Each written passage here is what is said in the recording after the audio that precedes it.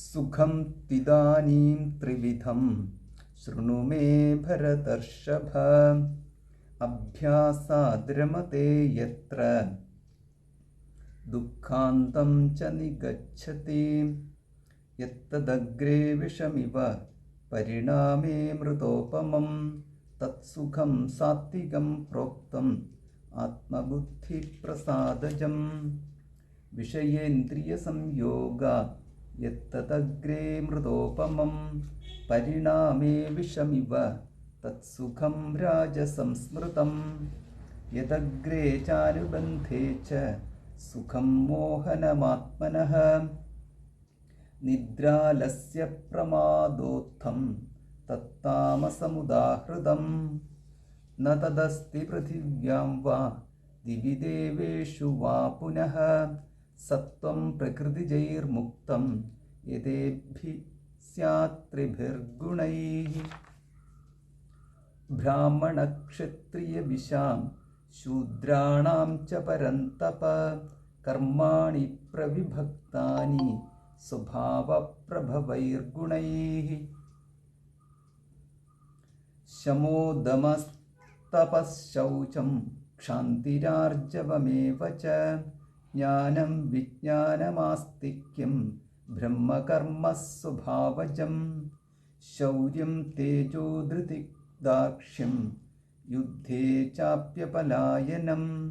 ദാനമീശ്വരഭാവശ്ച ക്ഷത്രകർമ്മ സ്വഭാവജം. കൃഷിഗൗരക്ഷ്യവാണിജ്യം വൈശ്യകർമ്മ സ്വഭാവജം. പരിചര്യാത്മകം കർമ്മ ശൂദ്രസ്യാപി സ്വഭാവജം. സ്വേ സ്വേ കർമ്മണ്യഭിരതഃ സംസിദ്ധിം ലഭതേ നരഃ.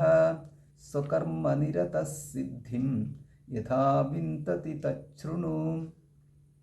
യതഃ പ്രവൃത്തിർഭൂതാനാം യേന സർവമിദം തതം.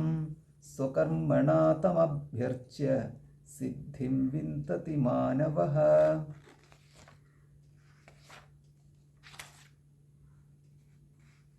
സുഖം 36-ാമത്തെ ശ്ലോകം. സുഖം തിദാനീം ത്രിവിധം ശൃണു മേ ഭരതർഷഭ. അഭ്യാസാദ്രമതേ യത്ര ദുഃഖാന്തം ച നിഗച്ഛതി. സുഖം തു ഇദാനീം ത്രിവിധം. ത്രിവിധം സുഖം, 3 തരത്തിലുള്ള സുഖത്തെക്കുറിച്ച്. ഇദാനീം മേ ശൃണു, എന്നിൽ നിന്ന് ഹേ ഭരതർഷഭ, അല്ലയോ അർജുന, എന്നിൽ നിന്ന് ഈ 3 വിധത്തിലുള്ള സുഖത്തെക്കുറിച്ച് നീ കേട്ടാലും. ശൃണു, കേൾക്കുക. അഭ്യാസാദ്രമതേ യത്ര ദുഃഖാന്തം ച നിഗച്ഛതി. അഭ്യാസാത്, ഇതിൻ്റെ ആവർത്തനം കൊണ്ട്, ഇതിൻ്റെ പരിചയം കൊണ്ട്. രമതേ യത്ര, അതിനോട് രതിയുണ്ടാവുന്നു, രമിക്കുന്നു. ദുഃഖാന്തം ച നിഗച്ഛതി, ദുഃഖത്തിൻ്റെ അവസാനം ഉണ്ടാകുന്നു. അതിനെയാണ് സുഖം എന്ന് പറയുന്നത്. അപ്പം നമ്മൾ അഭ്യാസം കൊണ്ട്, ആവർത്തനം കൊണ്ട്, പരിചയം കൊണ്ട് അതുമായിട്ടൊരു താതാത്മ്യം പ്രാപിച്ച് ആ താതാത്മ്യത്തിലൂടെ ദുഃഖാന്തം, അപ്പോൾ അങ്ങനെയുള്ള താതാത്മ്യമാണ് സുഖം എന്ന് പറയുന്നത്. അഭ്യാസാത് രമതേ യത്ര ദുഃഖാന്തം ച നിഗച്ഛതി. അതുകൊണ്ടാണ് ഈ ആവർത്തനം എന്ന് പറയുന്നത്. അപ്പോൾ അതായത് നമ്മളിപ്പോൾ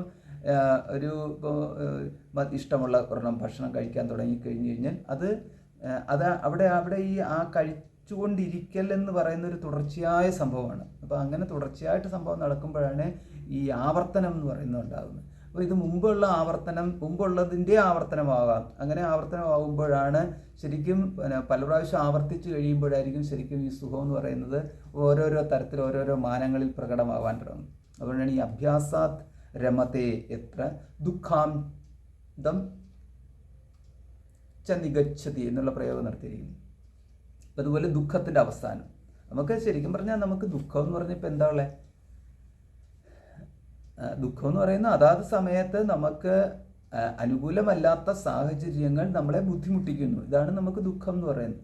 അനുകൂലമല്ലാത്ത സാഹചര്യങ്ങളിൽ നിന്ന് നമുക്കൊരു മാറ്റം വരണം. ആ മാറ്റമാണ് നമ്മൾ സുഖമായിട്ട് കാണുന്നത്. അപ്പം ഇങ്ങനെയാണ് നമുക്ക് അനുകൂലവും പ്രതികൂലവുമായ 2 സാഹചര്യങ്ങൾ ഉണ്ടാകുന്നു.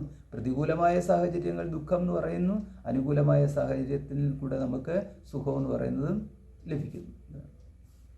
യത്തദഗ്രേ വിഷമിവ പരിണാമേ അമൃതോപമം തത്സുഖം സാത്വികം പ്രോക്തം ആത്മബുദ്ധി പ്രസാദജം.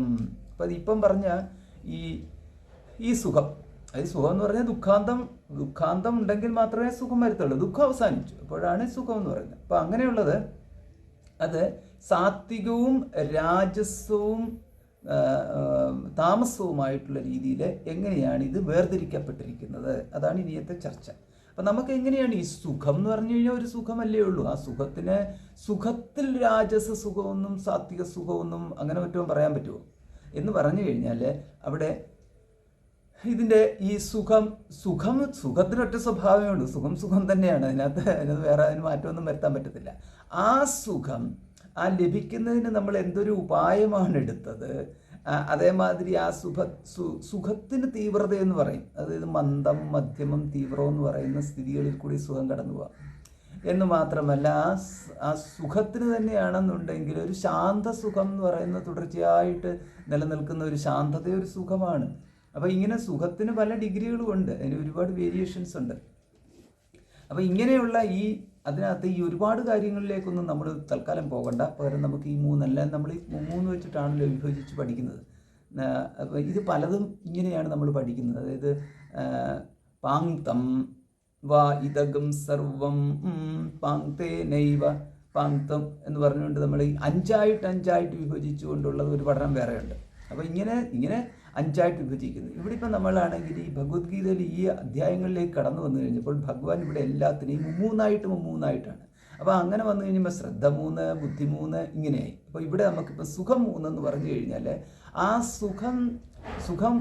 സുഖം ഒരാളിലേക്ക് വന്ന് അയാളിൽ നിന്ന് പോകുന്നിടം വരെയുള്ള അതിനെ എങ്ങനെയാണ് നിർവഹിച്ചിരിക്കുന്നത് നമുക്ക് മനസ്സിലാക്കാം. സത്വപ്രധാനമായിട്ട് 1, രജോപ്രധാനമായിട്ട് 2, തമപ്രധാനമായിട്ട് 3. അപ്പോൾ എങ്ങനെയാണ് സത്വപ്രധാനം വന്നാൽ യത്തദഗ്രേ വിഷമിവ പരിണാമേ അമൃതോപമം അഗ്രേ വിഷമിവ. അപ്പോൾ അതെന്താണ് ഈ അഗ്രേ വിഷമിവ എന്ന് പറഞ്ഞാൽ? തുടക്കത്തിൽ വിഷമെന്ന പോലെ. തുടക്കത്തിൽ വിഷം എന്ന് പറഞ്ഞു കഴിഞ്ഞാൽ ദുഃഖമല്ലേ വിഷം. അപ്പം തുടക്കത്തിൽ ദുഃഖമുണ്ടാക്കുന്നതും പിന്നീട് പരിണമിക്കുമ്പോൾ സുഖമായിട്ട് മാറുന്നതും എന്ന്. അപ്പം ഇതാണ് ഇതിപ്പം നമുക്ക് എങ്ങനെ നമുക്ക് പറയാൻ പറ്റുന്നത്? അതായത് നമ്മൾ ഇവിടെ ആയാസപ്പെട്ട് പരിവർത്തനപ്പെട്ട് ഇന്ദ്രിയങ്ങളുടെ ശേഷി വർദ്ധിപ്പിച്ച്, ശരീരത്തിൻ്റെ ശേഷി വർദ്ധിപ്പിച്ച്, മനസ്സിൻ്റെ ശേഷി വർദ്ധിപ്പിച്ച്, ഇങ്ങനെ ഇവയുടെ ശേഷി വർദ്ധിപ്പിച്ച ശേഷം അതിനാൽ ലഭിക്കുന്ന ഒരു സുഖം എന്ന് പറയുമ്പോഴാണ് അവിടെ നമുക്ക് ഇതിൻ്റെ അകത്ത് ഈ അഗ്രേ എന്ന് പറയുന്നത് വിഷമിവ, തുടക്കത്തിൽ വിഷം എന്നതുപോലെ. ഇപ്പം നമ്മൾ യോഗാഭ്യാസം നടത്തുന്നു. അപ്പോൾ യോഗാഭ്യാസം നടത്തുമ്പോൾ ആദ്യം എന്ന് പറഞ്ഞു കഴിഞ്ഞാൽ ഒന്ന് ബെൻഡ് ചെയ്യുക എന്ന് പറഞ്ഞു കഴിഞ്ഞാൽ സർവത്ര എല്ലുകൾ പൊട്ടുന്ന പോലെയുള്ള തോന്നലുണ്ടാവും. അപ്പോൾ ഇതിങ്ങനെ അത് പോയിക്കൊണ്ടിരിക്കും. നമുക്ക് പഠനം. പഠനം എന്ന് പറഞ്ഞു കഴിഞ്ഞാൽ നമുക്ക് ഇത് കേട്ട് പോയിക്കൊണ്ടിരിക്കുമ്പോൾ നമുക്ക് വലിയ ബുദ്ധിമുട്ടുണ്ടാകത്തില്ല. പക്ഷെ നമ്മളൊരിക്കൽ പഠിക്കാൻ ഇരുന്ന് കഴിഞ്ഞാൽ നമുക്കറിയാം അന്നേരം എന്തൊരു ബുദ്ധിമുട്ടാണെന്ന് മനസ്സിലാകാം.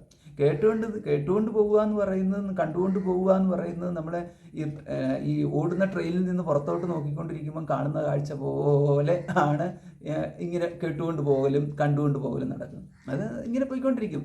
നമുക്ക് നമ്മുടെ ഉള്ളിലേക്ക് കുറച്ച് രജിസ്റ്റർ ചെയ്തും കുറച്ച് രജിസ്റ്റർ ചെയ്യത്തില്ല. നമ്മൾ ഒരുപാട് കാര്യങ്ങൾ ഇങ്ങനെ കണ്ടും കേട്ടും പോയിക്കൊണ്ടേയിരിക്കുന്നു. പക്ഷെ അതൊന്നും പഠനമല്ല, അതൊക്കെ ഓരോ അറിവുകൾ വന്ന് പോയിക്കൊണ്ടിരിക്കുകയാണ്. പക്ഷെ ഒരിക്കലും നമ്മൾ പഠിക്കാനിരുന്ന് കഴിയുമ്പോൾ, അത് കുട്ടികളുടെ കാര്യത്തിൽ ഒരിക്കൽ പഠിക്കാൻ ഇരിക്കുക എന്ന് പറഞ്ഞു കഴിഞ്ഞാൽ അന്നേരം അത് അഗ്രേ വിഷമിവ, വളരെ ബുദ്ധിമുട്ടാണ്. അതിൻ്റെ ആവർത്തനം വേണം.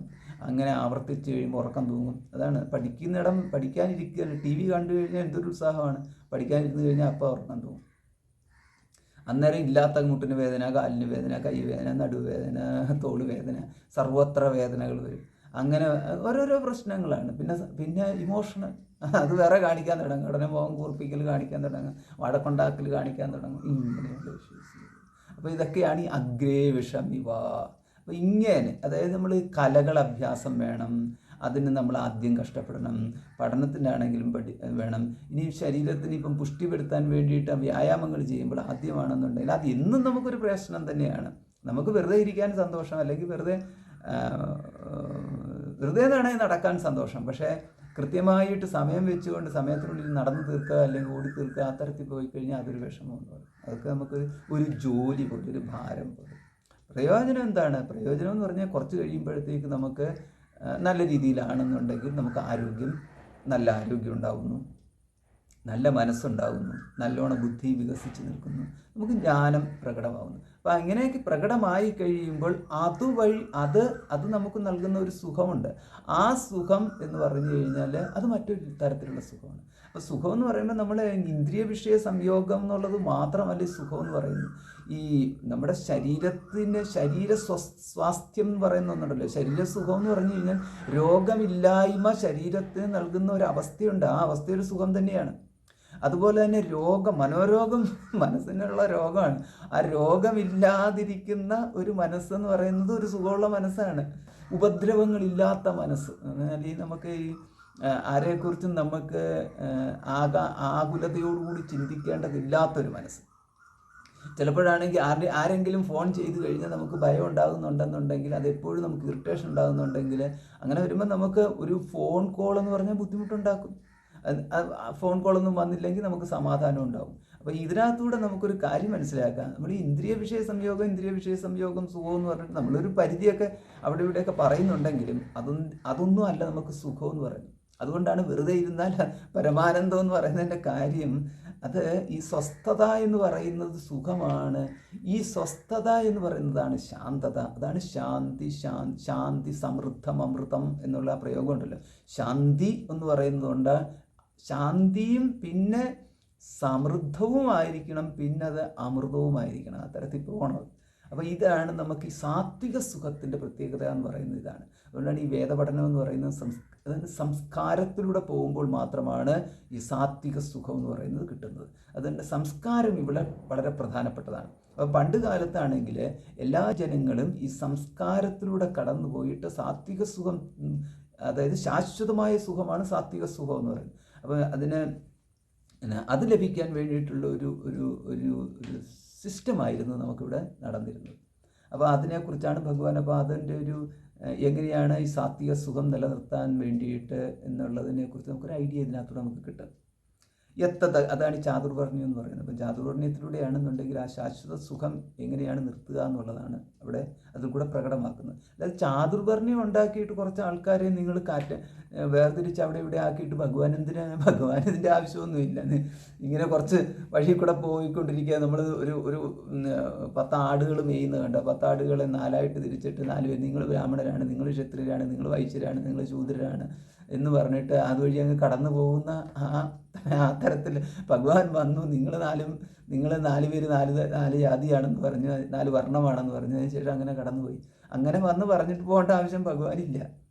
അപ്പോൾ ഇതിനകത്തുനിന്ന് നമുക്ക് സംസ്കാരത്തിലൂടെ കടന്നു പോകുന്നു. സ്വഭാവത്തിനനുസരിച്ചിട്ട് അതിലൂടെ ആ സംസ്കാരത്തിലൂടെ കടന്നു പോയി കഴിയുമ്പോൾ ഈ 4 പേർക്കും പറ്റിയ തരത്തിലുള്ള സംസ്കാരത്തിലൂടെ കടന്നുപോയി കഴിയുമ്പോൾ, അതാണ് 4 പേരുണ്ട്, അതുകൊണ്ടാണ് 4 എന്ന് പറഞ്ഞത്. 4 തരത്തിൽ വിഭജിക്കപ്പെട്ടിരിക്കുന്ന ആൾക്കാരും അവർക്ക് പറ്റുന്ന തരത്തിലുള്ള സംസ്കാരത്തിലൂടെ കടന്നുപോയി പോകുമ്പോൾ അവർക്കെല്ലാം ഒരേപോലെ ലഭിക്കുന്നതാണ് ഈ സാത്വികമായ സുഖം എന്ന് പറയുന്നത്. അല്ലാതെ ഇതിനകത്ത് ബ്രാഹ്മണർക്ക് സാത്വിക സുഖവും രാജസ സുഖം ക്ഷത്രിയർക്കും താമസ സുഖം ശൂദ്രർക്കും എന്ന് പറഞ്ഞിട്ട് ഭഗവാനിങ്ങും വേർതിരിച്ച് വെച്ചിട്ടില്ല. അത് വേറെ കാറ്റഗറിയാണ്. അപ്പോൾ ഇവിടെ ഈ സംസ്കാരത്തിലൂടെ പോകുക എന്ന് പറയുമ്പോൾ എല്ലാവർക്കും ഒരുപോലെയാണ് സംസ്കാരം പറഞ്ഞിട്ടുള്ളത്. അപ്പോൾ അതിനകത്ത് സംസ്കാരത്തിൻ്റെ രീതികൾ മാറ്റം ഉണ്ടെന്നേ ഉള്ളൂ. അപ്പം നമ്മൾ അവിടെയൊന്നും മനസ്സിലാക്കണം. അതായത് ഇതൊക്കെ എല്ലാം രാഷ്ട്രീയവൽക്കരിച്ചുകൊണ്ട് ദുർബുദ്ധിയിൽ കൂടെ നോക്കരുതാത്ത ഭാഗങ്ങളാണ്. ഇതിൻ്റെ ഉദ്ദേശം എന്ന് പറഞ്ഞു കഴിഞ്ഞാൽ ആൾക്കാർ പല സ്വഭാവത്തോടും പല ഗുണത്തോടും പല കഴിവുകളോടും ഒക്കെയാണ് ജനിക്കുന്നത്. ഇതിനകത്ത് അപ്പോൾ അവരുടെ ആ കഴിവുകളൊക്കെ വേർതിരിച്ച് അറിഞ്ഞിട്ട് അതനുസരിച്ചിട്ടുള്ള സംസ്കാര രീതി, അതനുസരിച്ചിട്ടുള്ള പ്രവർത്തന രീതി, അതൊക്കെയാണ് അതിലൂടെ എങ്ങനെയാണ് അവർക്ക് ഈ സാത്വിക സുഖം ലഭിക്കാവുന്ന ഉപായങ്ങളായിട്ടാണ് ഈ ചാതുർവർണ്ണ്യമൊക്കെ വെച്ചിരിക്കുന്നത് തന്നെ. എത്തദഗ്രേ വിഷമിവ പരിണാമേ അമൃതോപമം. അപ്പോൾ അതിൻ്റെ പ്രയോജനം എന്ന് പറഞ്ഞാൽ പരിണാമേ അമൃതോപമം, പരിണമിച്ച് കഴിയുമ്പോഴാണ് അമൃതോപമം, അമൃതത്തിന് തുല്യമാകുന്നത്. അതാണ് അമൃതോപമം എന്ന് പറഞ്ഞിരിക്കുന്നത്, അമൃതത്തിന് തുല്യമാകുന്നത്. അമൃതം മൃതമില്ലാത്തത്, നാശമില്ലാത്തത്, മരണമില്ലാത്തത്. അപ്പോൾ എന്ന് പറഞ്ഞാൽ ശാശ്വതത്വം അവിടെ ആ സുഖത്തിനുണ്ട് എന്നുള്ളത്. ശാശ്വതത്വം ഉണ്ടെന്നുണ്ടെങ്കിൽ അതിന് ഈ വേരിയേഷൻസ്, അപ്പ് ആൻഡ് ഡൗൺസ് ഒന്നും ഇല്ലാത്ത തരത്തിലുള്ള സുഖമാണ് അതാണ് ഇതിൻ്റെ ഒരു പ്രത്യേകത എന്ന് പറയുന്നത്. പിന്നെ തത്സുഖം സാത്വികം പ്രോക്തം, തത്സുഖം ആ സുഖത്തിനെ സാത്വികം പ്രോക്തം, സാത്വിക സുഖം എന്ന് പറയുന്നത്. അപ്പോൾ സാത്വികം സുഖം എന്നുള്ളതിന് ആയതുകൊണ്ടാണ് സാത്വികം പ്രോക്തം എന്ന് പറയുന്നു. ആത്മബുദ്ധി പ്രസാദജം, ആ ഒരു വാക്ക് പ്രധാനപ്പെട്ടതാണ്. അതായത് എന്താ അവിടെ? ആത്മബുദ്ധി പ്രസാദജം.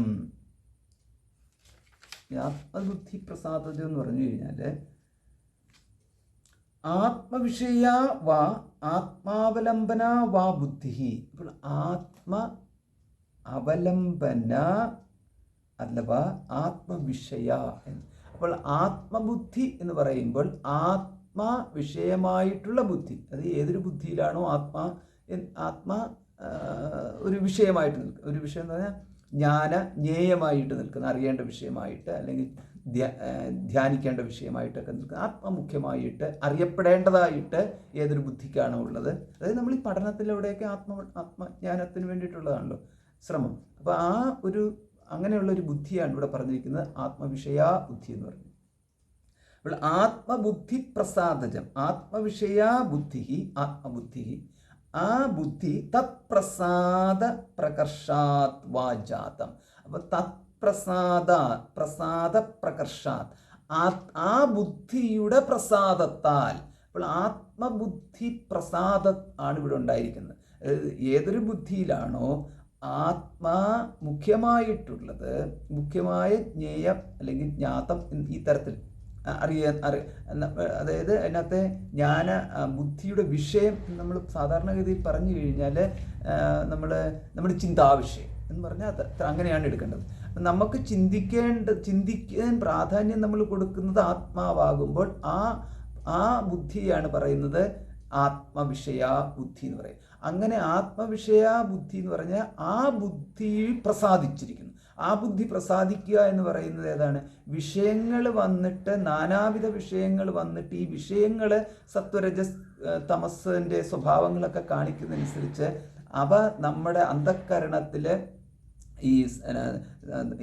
ഈ മാതിരിയുള്ള സത്വവൃത്തി, രജോ ഗുണവൃത്തി, തമോ ഗുണവൃത്തികൾ ഇവ മാറി മാറി ഉണ്ടാക്കിക്കൊണ്ടിരിക്കും. അപ്പം അങ്ങനെ ഉണ്ടാക്കിക്കൊണ്ടിരിക്കുമ്പോൾ ഈ അന്ധഃകരണം പ്രക്ഷുബ്ധ അന്ധഃകരണം എന്ന് പറയും. അവൻ പ്രക്ഷുബ്ധമായിട്ടുള്ള ഈ അന്ധഃകരണത്തിൽ ഏറ്റവും കൂടുതൽ ആഘാതം ഉണ്ടാക്കിക്കൊണ്ടിരിക്കുന്നത് രജോ ഗുണവൃത്തികൾ പ്രകടമാകുമ്പോൾ ആഘാതം കൂടുന്നു, തമോ ഗുണവൃത്തികൾ വരുമ്പോഴത്തേക്ക് മന്ദത കൂടുന്നു, വൃത്തികളും വരുമ്പോഴത്തെ ഒരു സമാധാനവും കിട്ടുന്നു, ഒരു സുഖം, ഒരു നമുക്ക് പറയുന്ന ഒരു റെസ്റ്റ് എന്ന് പറയുന്നത് കിട്ടുന്നു. അതായത് നമുക്കുണ്ടാകുന്ന അസ്വസ്ഥതകളിൽ നിന്നുള്ള റെസ്റ്റായിട്ട് മാറുന്നു നമുക്ക് ഇടയ്ക്കിടയ്ക്ക് വരുന്ന ഈ സാത്വിക വൃത്തികളെന്ന് പറയും. അപ്പോൾ ഇങ്ങനെയാണ് ഇതിൻ്റെ പോക്ക്.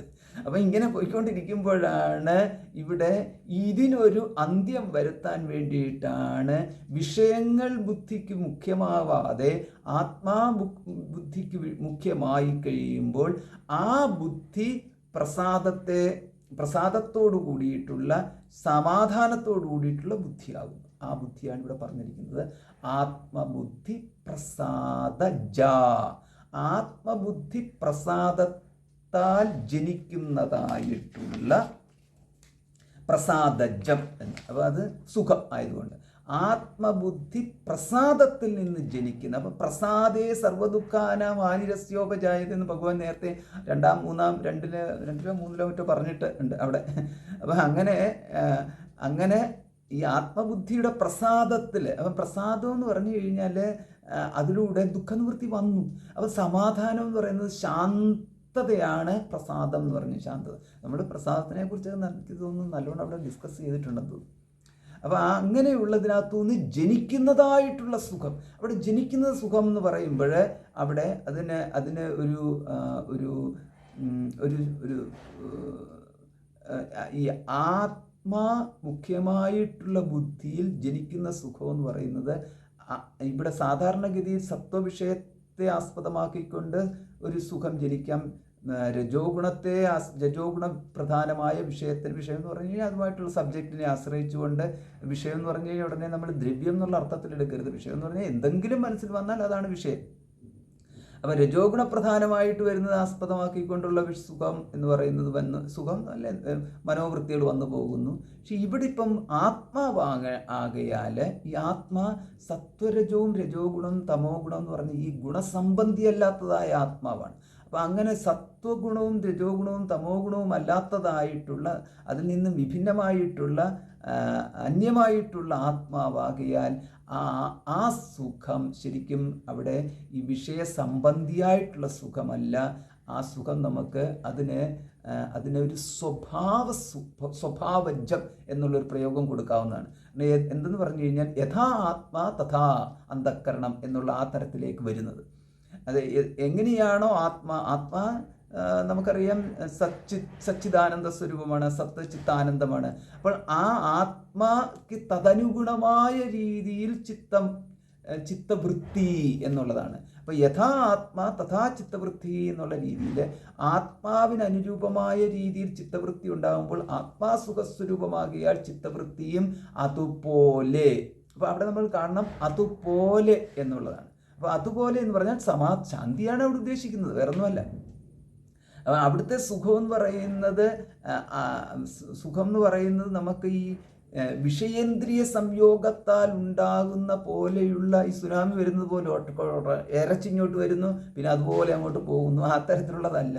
അപ്പോൾ ആത്മാ ഈ ഉച്ചനീചത്വം എന്ന് പറയുന്നത് ബാധിക്കാത്തതാകിയാൽ ഇവിടെ ഈ സുഖത്തിനും അവിടെ അതേമാതിരി അതിൻ്റെ ശാന്തതയിൽ നിൽക്കുന്ന സുഖമായിട്ട് മാത്രമേ പ്രകടമാവത്തുള്ളൂ. അപ്പോൾ ഇങ്ങനെ വരുമ്പോഴാണ് ഇത് നമുക്ക് സാധ്യമാവണമെന്നുണ്ടെങ്കിൽ നൈരന്തര്യമായ സാധനയിലൂടെ മാത്രമേ സാധ്യമാവത്തുള്ളൂ. അപ്പോൾ അതുകൊണ്ട് സാധന എന്ന് പറഞ്ഞു കഴിഞ്ഞാൽ ആധ്യാത്മിക പഠനം പണ്ട് കാലത്തെന്ന് പറഞ്ഞു കഴിഞ്ഞാൽ നമ്മൾ ചെണ്ട കൊട്ടാൻ പഠിച്ചു കഴിഞ്ഞാൽ അതും ആധ്യാത്മിക പഠനം തന്നെയാണ്. സകല പ്രവൃത്തികളും ആധ്യാത്മികമായിരുന്ന ഒരു കാലമുണ്ടായിരുന്നു. അതുകൊണ്ടാണ് സകല പ്രവൃത്തികളും സംബന്ധിയായിട്ട് ഈ ആധ്യാത്മിക പഠനത്തിന് യോജിക്കുന്ന വിധത്തിലായിരുന്നു ചിട്ടപ്പെടുത്തിക്കൊണ്ടിരിക്കുന്നത്. അതുകൊണ്ടാണ് ഇതെല്ലാം സംസ്കാരത്തിന് വേണ്ടിയിട്ടുള്ളതാണ് എന്ന് പറയുന്നത്. ഇതെല്ലാം സംസ്കാരത്തിന് വേണ്ടിയിട്ടുള്ളതാണ്. അല്ലാതെ രാവിലെ എഴുന്നേറ്റിട്ട് മൂക്കും പിടിച്ചുകൊണ്ട് അല്ലെങ്കിൽ വെള്ളം കയ്യിലെടുത്തുകൊണ്ട് ഗോവിന്ദായ നമഃ നാരായണായ നമഃ എന്ന് പറയുന്നത് മാത്രമല്ല സംസ്കാരം എന്ന് പറയുന്നത്. ചെണ്ട കൊട്ടുമ്പോൾ അതും ആധ്യാത്മികയുടെ ഭാഗമായിട്ടാണ്. ഇന്നത്തെ കാലത്തെ അല്ല പറഞ്ഞത്, പണ്ടത്തെ കാലത്താണ് പറയുന്നത്. അന്ന് പഠിക്കുമ്പോഴാണെന്നുണ്ടെങ്കിൽ ആചാര്യ വന്ദനം നടത്തിയിട്ടാണ്, അതേമാതിരി ഉപാസനകളൊക്കെ ചെയ്തിട്ടാണ്. എന്തിനാ നമ്മൾ ഈ കളരികളെന്ന് പറഞ്ഞു കഴിഞ്ഞാൽ ഉപാസന മൂർത്തി സ്ഥാനങ്ങളായിട്ടാണ് അത് മാറിയിരിക്കുന്നത്. ഇനി ഔഷധശാലകളാണെന്നുണ്ടെങ്കിൽ അവിടെ മൂർത്തിയെ വെച്ചിട്ട് പൂജിച്ച ശേഷമാണ് അതിൻ്റെ ചികിത്സ തന്നെ നടക്കുന്നത്. അപ്രകാരം സർവ്വസ്ഥലങ്ങളും ജോലിസ്ഥലങ്ങൾ എന്ന് പറഞ്ഞാൽ സർവ്വ ജോലിസ്ഥലങ്ങളും ഈശ്വരനെ മുന്നിൽ പ്രതിഷ്ഠിക്കുന്നു, ഈശ്വര ഉപാസനയായിട്ട് കർമ്മങ്ങൾ ചെയ്യുന്നു. അതുകൊണ്ട് അന്നൊരു കൊല്ലൻ്റെ ആലയിലാണെന്നുണ്ടെങ്കിൽ ശരി, എന്ത് പണിയാണ് എടുക്കുന്ന സ്ഥലത്താണെങ്കിലും ശരി, മുഖ്യസ്ഥാനം ഈശ്വരനുണ്ടായിരിക്കും. അത് പ്രതിഷ്ഠിക്കുന്നു, കാണുന്നു, സങ്കല്പിക്കുന്നു. അതായത് സങ്കല്പിക്കാനുള്ള സൗകര്യത്തിനാണ് ഈ പ്രതിഷ്ഠ എന്ന് പറയുന്നത്. നമുക്ക് എപ്പോഴും കാണുമ്പോൾ നമുക്ക് ഓർക്കാൻ പറ്റുന്നു. പിന്നെ നമ്മളെന്തിനാ ഈ ഭജന പാടിക്കൊണ്ടിരിക്കുന്നത്? അപ്പോൾ കേൾക്കുമ്പോൾ നമുക്ക് അതിലേക്ക് മനോവൃത്തികളെ വീണ്ടും കൊണ്ടുവരാൻ സാധിക്കുന്നു. ഇല്ലെങ്കിൽ മറ്റുള്ള വിഷയത്തിലേക്ക് മനസ്സ് പോകുന്നു. അപ്പോൾ ഇങ്ങനെയായിരുന്നു പോയിക്കൊണ്ടിരുന്നത്. അപ്പോൾ ഇവിടെ ഇപ്പോൾ അങ്ങനെ പുറത്തേക്ക് ചിത്തവൃത്തികൾ പോകേണ്ട കാര്യമില്ലാതെ ആത്മബുദ്ധി വിഷയമായിട്ട് അതാണ് ആത്മബുദ്ധി വിഷയജം എന്ന് പറഞ്ഞിരിക്കുന്നത്. ആത്മബുദ്ധി പ്രസാദജം, ആത്മബുദ്ധി പ്രസാദജമായിട്ടുള്ള സുഖമുണ്ടായി. അപ്പോൾ അതന്നെയാണ് പറയുന്നത് സാത്വികം സുഖം എന്ന് പറയുന്നത്. അപ്പോൾ നമുക്ക് ഇതിനകത്ത് ഒരു കാര്യം മനസ്സിലാക്കാം, വിഷയേന്ദ്രിയ സംയോഗത്തിലൂടെ ഉണ്ടാകുന്ന ഒരു സുഖമല്ല സാത്വിക സുഖം എന്ന്.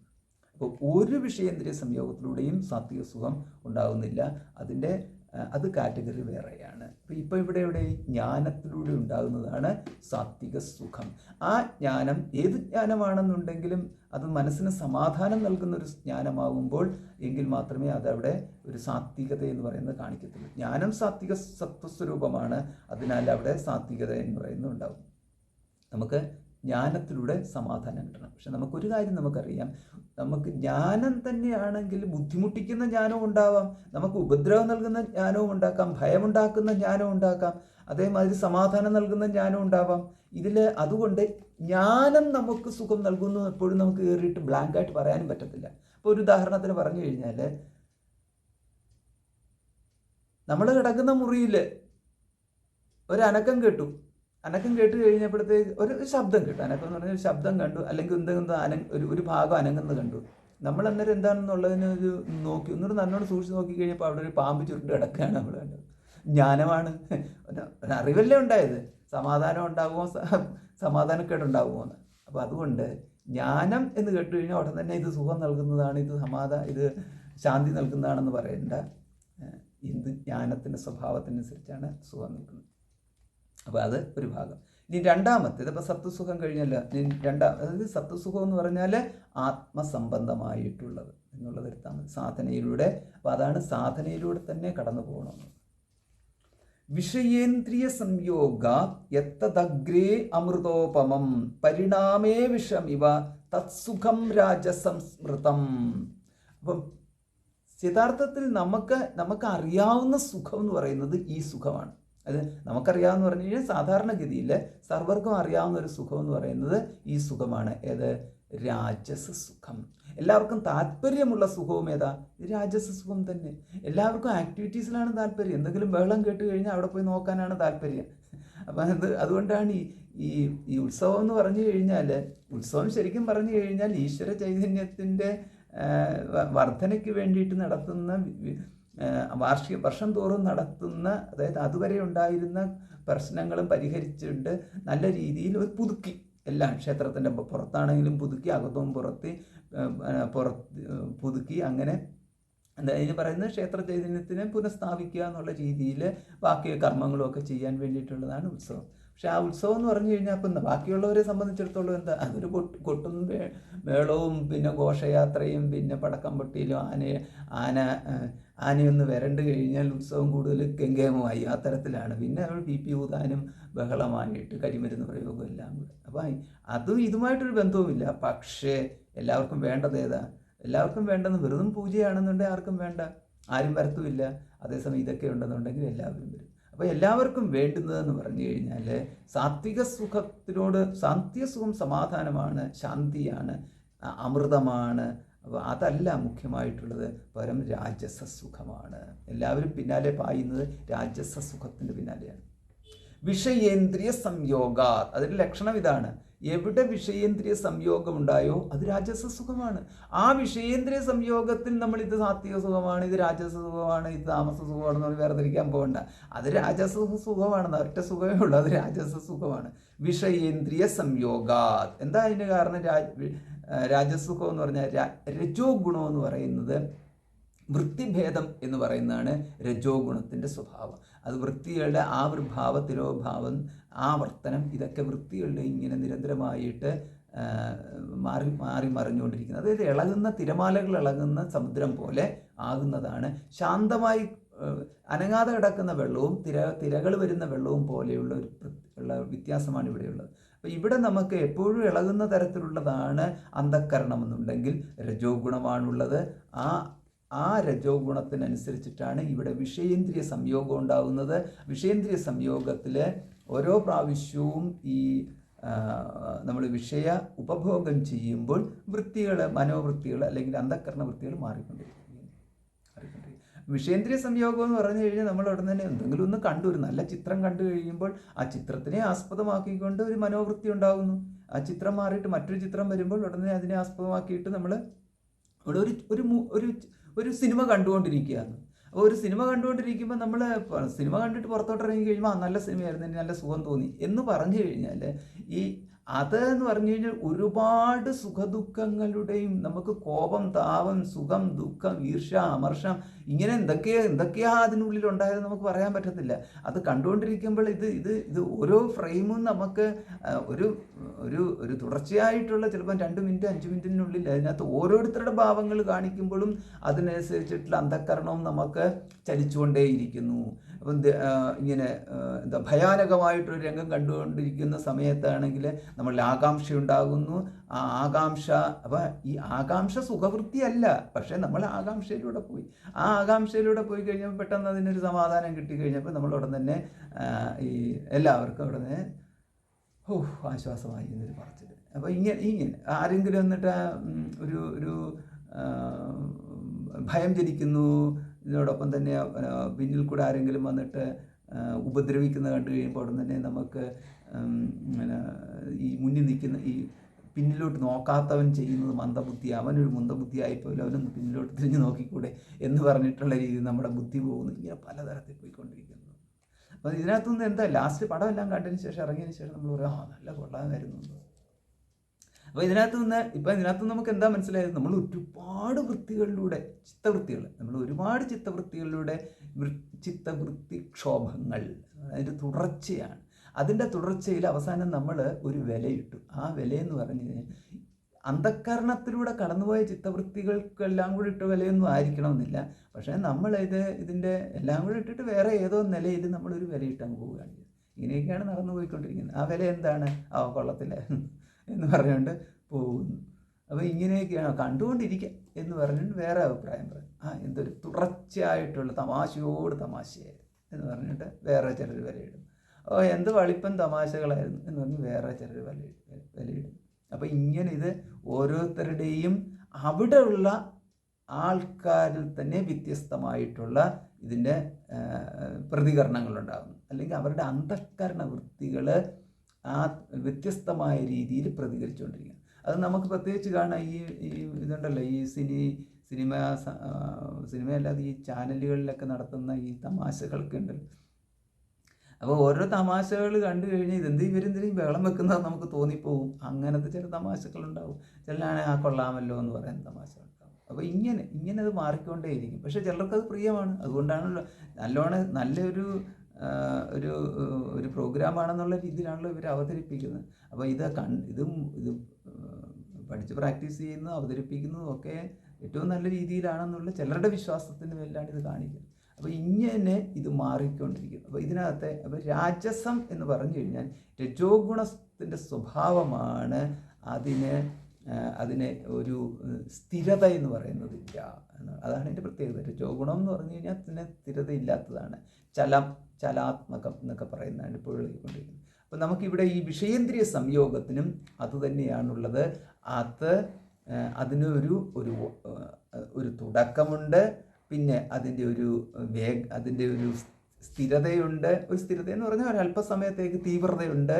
പിന്നെ അതിനുശേഷം പിന്നീട് ഒരു തുടർച്ചയുണ്ട്. അതായത് കുട്ടി വളരുന്നു, കുറച്ച് നാൾ കഴിയുമ്പോഴത്തേക്ക് യുവത്വത്തിലേക്ക് കിടക്കുന്നു, പിന്നെ യുവത്വം കുറച്ച് നാളത്തേക്ക് അങ്ങനെ നിൽക്കുന്നു, കുറച്ച് കഴിയുമ്പോഴത്തേക്ക് യുവത്വം മങ്ങാൻ തുടങ്ങുന്നു, പിന്നീട് ഇതിന് വാർദ്ധക്യം ബാധിക്കുന്നു. ഇന്ന് പറഞ്ഞത് മാതിരിയാണ്.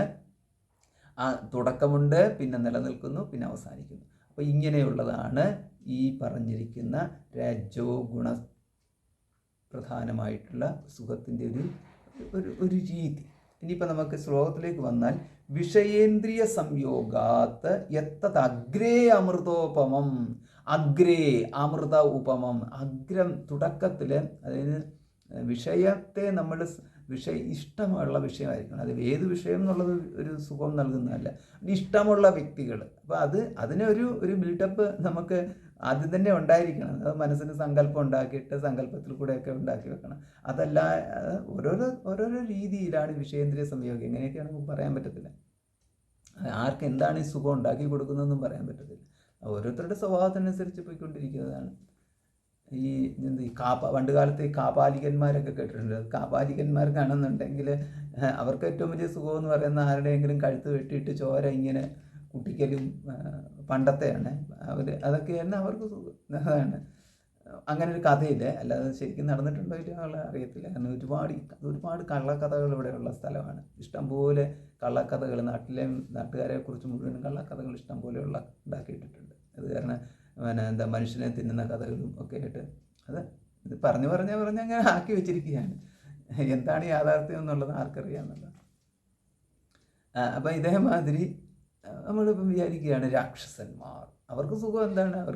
അവർക്ക് സുഖം എന്ന് പറഞ്ഞാൽ വല്ല മനുഷ്യരുടെയും പിടിച്ചിട്ട് പച്ചയ്ക്ക് കടിച്ചു തിന്നല്ല എന്ന് പറയും. അപ്പോൾ നമ്മൾ വിചാരിക്കും എങ്ങനെയാണ് പച്ചയ്ക്ക് തിന്നുന്നതെന്ന്. ഇന്നും പല ഭക്ഷണങ്ങളും ഈ പല ജന്തുക്കളെയും പിടിച്ച് പച്ചയ്ക്ക് തിന്നുന്ന ആൾക്കാർ ഇന്നും ഉണ്ട്, പലയിടത്തും ഉണ്ട്.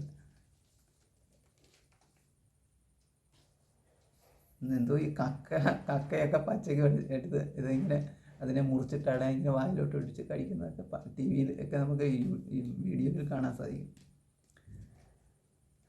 വിഷയേന്ദ്രിയ സംയോഗ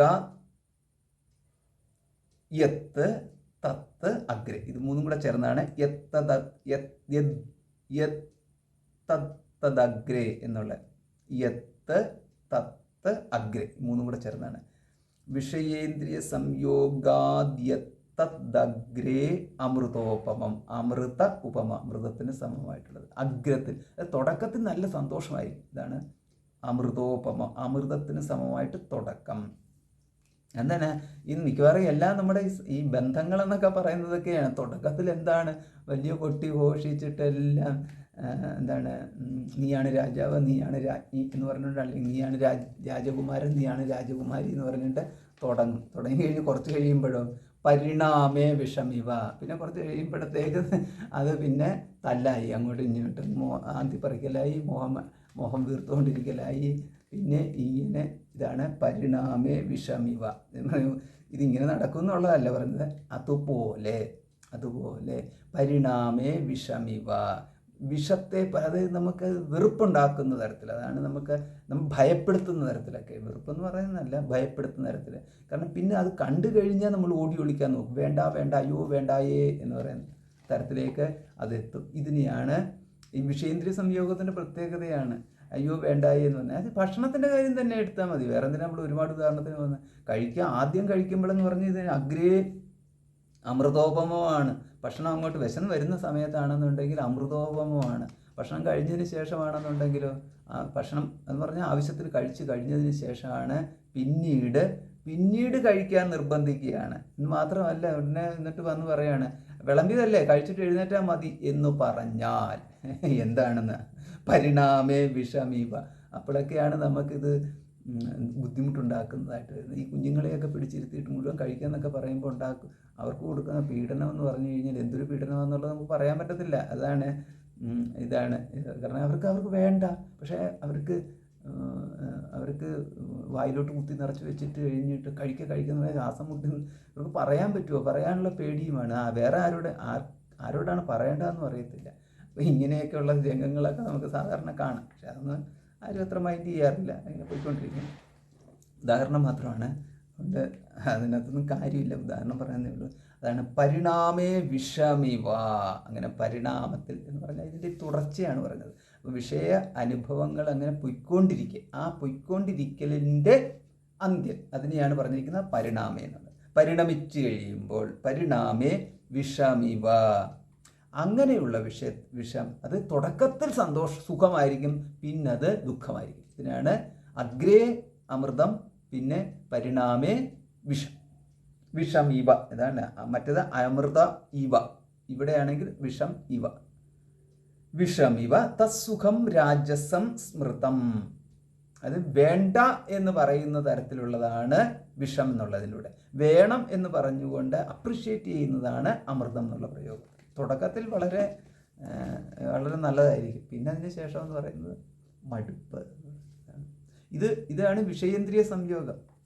അപ്പം നമ്മളുടനെ വിചാരിക്കരുത് ഈ വിഷയേന്ദ്രിയ സംയോഗം എന്ന് പറഞ്ഞു കഴിഞ്ഞാൽ 10 പേർക്ക് അല്ലെങ്കിൽ 15 പേർക്ക് ഉള്ളതാണ്, ബാക്കിയുള്ള 80 പേർക്കും എങ്ങനെ ഇല്ലാത്തതാണെന്ന് അങ്ങനെ വിചാരിക്കേണ്ടതാണ്. ഭക്ഷണം കഴിക്കുന്ന എല്ലാവർക്കും ഉള്ളത് തന്നെയാണ് ഇത് ചുരുക്കത്തിൽ ഇങ്ങനെയാണ് ഇത്. പിന്നെ ഇതിൻ്റെ തീവ്രത നമ്മുടെ ആരും പിടിച്ചു നിർബന്ധിച്ച് കഴിപ്പിക്കാത്തത് കാരണം നമുക്ക് അതിൻ്റെ ബുദ്ധിമുട്ടുകളൊന്നും ഇല്ല. നമ്മൾ സാധാരണഗതിയിൽ അതുകൊണ്ടൊരു പ്രായത്തിൽ കഴിയുമ്പോഴെല്ലാം പക്വതയെന്ന് പറയുന്നുണ്ടല്ലോ, ആ പക്വതയെന്ന് പറയുമ്പോൾ ഈ വിഷയം നമുക്കറിയാം, ഈ രജോ ഗുണം കൊണ്ട് നമുക്ക് ഇന്ദ്രിയ വിഷയ സംയോഗം കൊണ്ടുണ്ടാകുന്ന ബുദ്ധിമുട്ടുകൾ നമ്മൾ നല്ലതായിട്ട് അറിഞ്ഞു കഴിയുമ്പോൾ അതുമായിട്ട് ഒന്ന് സമരസപ്പെട്ടു പോകുന്ന തരത്തിൽ നമ്മളൊരു ഫോർമുല ഉണ്ടാകും. അപ്പോൾ ആ ഫോർമുല എന്ന് പറയുന്നത് നമ്മൾ ഭക്ഷണം അരി എത്ര എടുക്കണം, പിന്നെ പച്ചക്കറി എത്ര എടുക്കണം, പിന്നെ അതായത് കാണുന്നതും നമുക്ക് കണ്ണിന് പിടിക്കുന്നതും വായിക്ക് പിടിക്കുന്നതുമായിട്ടുള്ള എല്ലാം വലിച്ചു വാരി കഴിക്കാൻ നമുക്ക് ആ സമയത്ത് കഴിക്കാൻ പാടില്ല എന്ന് നമ്മൾ വ്യക്തമായിട്ട് അറിയാവുന്നതും അതനുസരിച്ച് പ്രവർത്തിക്കുന്നതുമായിട്ട് രംഗം. ഇത് കുട്ടിക്കാലത്തില്ല, അത് ഒരു വിവരമില്ലാത്ത സമയമുണ്ടല്ലോ. ആ സമയത്ത് എന്ന് പറഞ്ഞു കഴിഞ്ഞാൽ വായിക്ക് രുചിയുള്ളതൊക്കെ വേണമെന്ന് പറയുന്ന സമയം. ഇതാണ് നമുക്ക് പ്രായം കൊണ്ട് നമുക്ക് ഈ വിഷയേന്ദ്രിയ സംയോഗത്തിൽ പക്വതയുണ്ടായി പോകും. അപ്പോൾ അങ്ങനെ പറയുമ്പോഴാണ് നമ്മളിപ്പം പൊതുവെ എല്ലാം അദ്ദേഹം നല്ല പക്വതയുള്ള വ്യക്തിയാണ് എന്ന് പറഞ്ഞു കഴിഞ്ഞാൽ മിക്കവാറും കുറച്ച് പ്രായം എത്തിയ ആളാണെന്നുള്ളത്. അല്ലാതെ എന്താ 10-15 വയസ്സ് പ്രായമുള്ള അല്ലെങ്കിൽ 20 വയസ്സ് പ്രായമുള്ള കുട്ടിയാണ് ഇപ്പം നല്ല പക്വതയുള്ളവനാണ് എന്ന് പറഞ്ഞു കഴിഞ്ഞാൽ അതൊരു ലിമിറ്റഡ് പക്വത മാത്രമേ ഉള്ളൂ. എന്ന് പറഞ്ഞു കഴിഞ്ഞാൽ തൽക്കാലത്തേക്ക് ഇവൻ അടങ്ങി ഒതുങ്ങിയിരിക്കുന്നു എന്ന് മാത്രമേ ഉള്ളൂ. അവൻ്റെ ശരിക്കുള്ള തനി സ്വഭാവം ആരും കണ്ടിട്ടില്ല, അതുകൊണ്ട് മാത്രം. അപ്പം പരിണാമേ വിഷമിവ തത്സുഖം രാജസംസ്മൃതം. അപ്പം അത് കഴിഞ്ഞാലോ യദഗ്രേ ചാനുബന്ധേ ച സുഖം മോഹനമാത്മനഃ നിദ്രാലസ്യ പ്രമാദോത്ഥം തത്താമസമുദാഹൃതം. യദഗ്രേ ചാനുബന്ധേ ച സുഖം മോഹനമാത്മനഃ. നല്ല പ്രയോഗമാണല്ലോ. യദഗ്രേ അനുബന്ധേ ച. അഗ്രേ, അനുഗ്രേ എന്ന് പറഞ്ഞാൽ തുടക്കത്തിൽ, അനുബന്ധേച്ച പിന്നീട്. അനുബന്ധം എന്ന് പറഞ്ഞു കഴിഞ്ഞാൽ അതായത് അവസാന സമയത്തെന്നുള്ളത്. അതാണ് അതിൻ്റെ നമ്മൾ പരിണാമേ എന്നുള്ള പ്രയോഗം ഉണ്ടല്ലോ, അതിന് സമമാണ് അനുബന്ധേ, പിന്നീടും എന്നുള്ളത്. തുടക്കത്തിലും പിന്നീടും. അനുബന്ധേച്ച സുഖം മോഹനം ആത്മനഃ മോഹനം മോഹകരം. അതാണ് മോഹനം എന്ന് പറഞ്ഞാൽ. അതായത് മോഹിപ്പിക്കുക എന്ന് പറഞ്ഞാൽ മുഖാണ് ധാതു. നമ്മൾ മോഹിപ്പിക്കുക എന്ന് പറയുമ്പോൾ നമുക്ക് എന്താണ് ഈ എനിക്കത് വല്ലാത്ത മോഹമായി പറഞ്ഞു കഴിഞ്ഞാൽ നമ്മളൊരു ആഗ്രഹത്തെ പറയുന്നത് പോലെയാണ് ഈ മോഹം എന്നുള്ളത് മലയാളത്തിലാക്കി വെച്ചിട്ടുണ്ട്. മലയാളത്തിലാണത്. ആ മോഹം അല്ല മോഹം ഇവിടെ ഈ പറഞ്ഞിരിക്കുന്ന എന്താണ് മോഹനം എന്ന് പറഞ്ഞു കഴിഞ്ഞാൽ, അവിടെ മോഹനം എന്ന് പറഞ്ഞു കഴിഞ്ഞാൽ മതിമയക്കുന്ന എന്നുള്ള പ്രയോഗമുണ്ടല്ലോ, അതുമായിട്ടാണ് കൂടുതൽ യോജിക്കുക. അതായത് നമ്മുടെ ബുദ്ധി കെടുത്തിക്കളയുന്നത്. അതാണ് മോഹനം എന്ന് പറഞ്ഞു കഴിഞ്ഞാൽ. മോഹം എന്ന് പറഞ്ഞു കഴിഞ്ഞാൽ കെട്ട ബുദ്ധി എന്നാണ് അർത്ഥം. മുഹും എന്ന് പറഞ്ഞു കഴിഞ്ഞാൽ കെട്ടുപോവുക എന്നുള്ളതാണ്. മൂഢത എന്നുള്ള വാക്ക് നമുക്കറിയാമല്ലോ. മൂഢൻ എന്ന് പറഞ്ഞു കഴിഞ്ഞാൽ നമ്മൾ ഉടനെ തന്നെ എന്താണ് ആഗ്രഹിക്കുന്നവെന്നുള്ള അർത്ഥമല്ലല്ലോ എടുക്കുന്നത്. മുഖ എന്ന് പറയുന്ന ധാതുവിൻ്റെ പാസ്റ്റ് പാർട്ടിസിപ്പിൾ രൂപമാണ് മൂഢ എന്നുള്ളത്. അതിൻ്റെ പുല്ലിംഗമാണ് മൂഢ എന്ന് പറഞ്ഞാൽ. ഇതാണ് അർത്ഥം, മോഹിച്ച പുരുഷൻ എന്നത്. മൂഢക എന്നുള്ളത് നമുക്ക് മലയാളത്തിൽ ഏതർത്ഥമാണോ ആ അർത്ഥമാണ് ശരിക്കും മോഹം എന്ന് പറഞ്ഞു കഴിഞ്ഞാൽ ആ വാക്കിന് ഉള്ളത്. പക്ഷെ നമ്മൾ ഈ മലയാളം വേണ്ട വിധത്തിൽ ഉപയോഗിക്കാത്തത് കാരണം നമുക്ക് മോഹം എന്ന് പറഞ്ഞു കഴിഞ്ഞാൽ അവിടെ നിന്ന് തന്നെ കയറിയിട്ട് ആഗ്രഹത്തിൻ്റെ വേറൊരു രൂപമായിട്ട് മാറ്റിക്കളഞ്ഞു. അത് നമുക്കൊരു പ്രശ്നമുണ്ട്. അത് നമ്മൾ ഇവിടെ എടുക്കണ്ട. ഇവിടെ മോഹനം എന്ന് പറഞ്ഞു കഴിഞ്ഞാൽ മൂഢത എന്നുള്ളതാണ്. അപ്പോൾ തുടക്കത്തിലും മൂഢത എന്ന് പറഞ്ഞാൽ അറിവില്ലായ്മയാണ്. അതുകൊണ്ടാണ് എന്താണ് എങ്ങനെയാണ് എന്നുള്ളത് അറിയത്തില്ല. ചിലർ കേട്ടിട്ടുണ്ട്, ഈ മിക്കവാറും ഈ ചില രാജ്യങ്ങളിൽ ചില സ്ഥലത്തൊക്കെയാണെന്നുണ്ടെങ്കിൽ ഈ പാമ്പിനെ അതിനെ കൊണ്ട് കടിപ്പിച്ചിട്ട് അതിൻ്റെ വിഷം ചെന്നിട്ട് അതിലൂടെ ഒരു ആലസ്യം, ഒരു മയക്കം, അതൊരു സുഖമായിട്ട്, അങ്ങനെയൊക്കെയുള്ള ആൾക്കാരുണ്ട്. അപ്പോൾ ഇങ്ങനെ അവരുടെ കയ്യിൽ ഇങ്ങനെ കാണാം. പിന്നെ ഈ മയക്കുമരുന്ന് അത് വേറെ തരത്തിലുള്ളതാണ്. പിന്നെ ഇതേമാതിരി മദ്യം, ഇതെല്ലാം ഇതൊക്കെയെന്ന് പറഞ്ഞു കഴിഞ്ഞാൽ അതിലേക്ക് അവരെ എത്തിക്കുന്നത് എന്താണ്? അതെന്ന് പറഞ്ഞു കഴിഞ്ഞാൽ കടുത്ത ഒരു മാനസിക വിഭ്രാന്തി. അതും വിഭ്രാന്തിയാണ്. ഒരു മൊത്തത്തിലൊരു മൂഢതയാണ്. ബുദ്ധി മൂഢമായി പോയി. ബുദ്ധി ഒരു നശിച്ച ഒരു ബുദ്ധിയായിട്ട് മാറി. അപ്പോൾ ആ ബുദ്ധിക്ക് സ്വയമായിട്ടൊന്നും ചെയ്യാൻ നിവൃത്തിയില്ലാത്ത വണ്ണം അടിമ ബുദ്ധിയായിപ്പോയി. വിഷയങ്ങളുടെ അടിമത്വത്തിലേക്ക് ബുദ്ധി പോകുന്ന ഒരു രംഗം. അതുകൊണ്ടാണ് ഈ ഒരു അടിമയായി കഴിഞ്ഞ് കഴിഞ്ഞാൽ പിന്നെ ഒരു നിവൃത്തിയില്ലെന്നുള്ളതാണ്. അത് മതത്തിൻ്റെ അടിമയായി കഴിഞ്ഞാലും ശരി, രാഷ്ട്രീയത്തിൻ്റെ അടിമയായാലും ശരി, പിന്നെ പണത്തിൻ്റെ അടിമയായാലും ശരി, ആൾക്കാരുടെ അടിമയായാലും ശരി, ഒരിക്കലും ഈ അടിമത്വം കയറി വന്നു. ചിലപ്പോൾ ഈ മയക്കുമരുന്നിൻ്റെ അടിമയാകുക, ഇങ്ങനെ എന്തിൻ്റെയെങ്കിലും അടിമയായി കഴിഞ്ഞാൽ പിന്നെ ഒന്ന് നേരെയാകുക എന്ന് പറഞ്ഞു കഴിഞ്ഞാൽ എന്താണ്, ദുർലഭം ത്രയമേ വൈദ ദൈവാനുഗ്രഹ ഹേതുകം എന്ന് പറയത്തില്ലേ, ആ ഒരു സ്ഥിതിയിലേക്ക് എത്തും. വളരെ ദുർലഭമാണ്. ദൈവാനുഗ്രഹം തന്നെ വേണം പിന്നെ അവരെ ഒന്ന് രക്ഷപ്പെട്ടെടുക്കാൻ. അപ്പോൾ അതുകൊണ്ട് യദഗ്രേ ചാനുബന്ധേ ച സുഖം മോഹനമാത്മനഃ. അതായത് ഇവിടെ ഈ മൂഢത, ആത്മനഃ മൂഢത, അതായത് ഇവന് സുബുദ്ധി നഷ്ടപ്പെട്ടിരിക്കുന്നു, അത് ആത്മപ്രജ്ഞ നഷ്ടപ്പെട്ടിരിക്കുന്നു. ആത്മപ്രജ്ഞ നഷ്ടപ്പെട്ടു എന്ന് പറഞ്ഞാൽ അവനെ തന്നെ ഒരു ആദരിക്കപ്പെടുന്ന ഒരു വ്യക്തിയായിട്ട് അവന് കാണാൻ സാധിക്കാത്ത വിധത്തിലാണ് അവൻ്റെ പോക്ക് എന്നുള്ളത്, ഇങ്ങനെയുള്ളത്. അപ്പോൾ അതുകൊണ്ടാണ് കള്ളും കുടിച്ചിട്ട് റോഡ് നിന്നുകൊണ്ട് ചീത്ത പറയുന്നു. അങ്ങനെ പറയുമ്പോൾ അത് ചിലരങ്ങനെയാണ് ഈ ചീത്ത പറയുന്നത് എന്ന് പറയുന്ന ഒരു മഹിമയായിട്ട് കൊണ്ട് നടക്കുന്ന ആൾക്കാരുണ്ട്. രാവിലെ എണീറ്റ് തൊട്ട് വൈകുന്നേരം വരെയും ചീത്ത പറഞ്ഞുകൊണ്ടിരിക്കുക, പുച്ഛം. പിന്നെന്താണ്, സർവത്തിനോടും പുച്ഛം. ഇപ്പം ചർച്ചകളിലാണെന്നുണ്ടെങ്കിൽ തന്നെ സ്ഥായിയായിട്ടുള്ള ഭാവം എന്ന് പറയുന്നത് പുച്ഛമാണ്. അപ്പം പുച്ഛം തമാശയായിട്ട് അവതരിപ്പിക്കുന്നു. അതാണ് അവർ പറയുന്നത് തമാശയാണെന്നാണ് അവരുടെ വിചാരം. പക്ഷേ അത് ശരിക്കും നോക്കുന്നവർക്കറിയാം അതൊരു പുച്ഛമാണ് അവർ തമാശയായിട്ട് അവതരിക്കുന്നത്. കുഞ്ചൻ നമ്പ്യാർ തമാശ അവതരിപ്പിച്ചു. പക്ഷെ ആ തമാശ എന്ന് പറഞ്ഞു കഴിഞ്ഞാൽ അതിനകത്തൊരു പരിഹാസമുണ്ട്. പരിഹാസത്തിൽ നർമ്മമാണ് അവതരിപ്പിച്ചത്. ആ പരിഹാസത്തിൽ നർമ്മം അവതരിപ്പിച്ചത് കാരണം ആൾക്കാർ നർമ്മം ആസ്വദിച്ചു എന്നുള്ളതാണ്. പരിഹാസം ആയിട്ട് ആരും എടുത്തില്ല, പകരം നർമ്മമായിട്ട് കണ്ടു. ഇവിടെ ഇപ്പോൾ എന്ന് പറഞ്ഞു കഴിഞ്ഞാൽ തമാശയായിട്ട് ആണ് ഈ ക്രിട്ടിസൈസ് ചെയ്തിട്ടുള്ള ഈ ഡിസ്കഷനുകളൊക്കെ ഉണ്ടല്ലോ. അപ്പോൾ അതിനകത്തുനിന്ന് വിമർശനാത്മകമായ രീതിയിൽ തമാശ രൂപത്തിൽ, തമാശ ആക്കുന്ന വിധത്തിൽ, ചിലത് പറയുമല്ലോ, ചെറുതാക്കുന്ന വിധത്തിലൊക്കെ അവതരിപ്പിക്കും. പക്ഷേ അതിനകത്തൂടെ നമുക്ക് മനസ്സിലാക്കാൻ സാധിക്കുന്നു അവരുടെ മനസ്സിൽ ഉള്ള പുച്ഛം പ്രകടമാവുകയാണ്. അപ്പോൾ ഇങ്ങനെയൊക്കെയാണ് ഇതിൻ്റെ പോക്ക്. അപ്പോൾ ഇതൊക്കെയാണ് ഇതിനകത്ത് ഇങ്ങനെയുള്ള ഈ ബുദ്ധി, ഇങ്ങനെയുള്ളത് ഒരിക്കലും ഈ സർവത്തിനെയും പുച്ഛം എന്നുള്ളതാണ്. പുച്ഛം. പിന്നെ ഈ വായിൽ അറിയാവുന്നതെന്ന് പറയുന്നത് മുഴുവൻ തെറിവിളി മാത്രമേ അറിയത്തുള്ളൂ. അതൊരു മഹിമയായിട്ട് കൊണ്ട് നടക്കുക എന്നുള്ളത് അതൊക്കെ ഈ അടിമത്ത ബുദ്ധിയുടെ ഒരു ലക്ഷണമാണെന്നുള്ളതാണ്. പിന്നെ പ്രസാദിപ്പിക്കാൻ വളരെ ബുദ്ധിമുട്ടാണ്. എന്ത് കൊടുത്ത് കഴിഞ്ഞു കഴിഞ്ഞാലോ എന്ന് പറഞ്ഞിട്ട് ഒരു എന്താ പറയുക, ഒരു കോടിയ വക്രമുഖവും കാണിച്ചുകൊണ്ടിരിക്കുന്നുള്ളതല്ലാണ്ട് കൊടുത്തില്ലെങ്കിൽ പ്രശ്നമാണ്. കൊടുത്തു കഴിഞ്ഞാൽ നമ്മൾ ഒന്ന് ചിരിക്കാനെങ്കിലും അവർക്ക് തോന്നിക്കൂടെ എന്നാണ്. നമ്മൾ ചിരിക്കത്തില്ല എന്നുള്ളതാണ്. അത് തെറിവിളിയും പുച്ഛം, പിന്നെ പ്രസാദിപ്പിക്കാൻ വളരെ ബുദ്ധിമുട്ട്. അത് എന്തായാലും പ്രസാദിപ്പിച്ചില്ല. നമ്മൾ ചെയ്യേണ്ടത് ചെയ്തില്ലെന്നുണ്ടെങ്കിൽ ഉപദ്രവം വേറെ. അതാണ്. പിന്നെ പറയുക എന്നുള്ളതാണ്. നേരെ പറഞ്ഞിട്ട് തൃപ്തി വന്നില്ലെങ്കിൽ നടന്ന് പറയുക. നിങ്ങൾ അറിഞ്ഞോ എന്ന് പറഞ്ഞിട്ട് ഇറങ്ങി നടന്ന് പറയുക. അതായത് നമ്മൾ കാണാം ഈ ഇതാണല്ലേ, കേസ് കൊടുത്ത് പറയും, നിന്നെ ഞാൻ വെറുതെ വിടത്തില്ല, നിന്നെ നാട്ടിൽ മുഴുവൻ നിൻ്റെ കാര്യങ്ങൾ പറഞ്ഞ് പരത്തും. ഇങ്ങനെയൊക്കെ പറഞ്ഞുകൊണ്ട് ഉണ്ടാക്കി ഇങ്ങനെ നടക്കുക. ഇതൊക്കെ ഈ ഒരു സ്വഭാവത്തിൻ്റെ ഭാഗമാണ്. നമ്മൾ വിചാരിക്കും ഇതൊക്കെ രജസ്സാണെന്ന്. ഇതൊക്കെ രജസ്സെന്ന് പറയാൻ പറ്റത്തില്ല, ഇതൊക്കെ തമസിൻ്റെ ഭാഗമാണ്. കാരണം തമസ്സെന്ന് പറഞ്ഞു കഴിഞ്ഞാൽ ഈ ചുരുണ്ടുകൂടി ഒരിടത്ത് കിടക്കൽ മാത്രമല്ല, ബുദ്ധി കയറി തമസ് കയറി പിടിച്ചു കഴിഞ്ഞാൽ അവിടെ അവരറിയുന്നില്ല എന്തുമാത്രം ദ്രോഹമാണ് അവരോട് ചെയ്യുന്നതെന്നറിയത്തില്ല. ഇതിൻ്റെയൊക്കെ പ്രത്യേകത എന്ന് പറഞ്ഞാൽ അവസാനം അവരാണ് കടന്നു പോയിക്കൊണ്ടിരിക്കുന്നത്. അവർക്ക് വേറെ നിവൃത്തിയൊന്നുമില്ല. അവരവരുടെ ആ ദുർബുദ്ധിക്ക് അടിമയായിപ്പോയി എന്നുള്ളത്. അതാണ് ഈ മോഹനമാത്മനഃ എന്ന് പറയുന്നത്. നിദ്രാലസ്യ പ്രമാദോത്ഥം.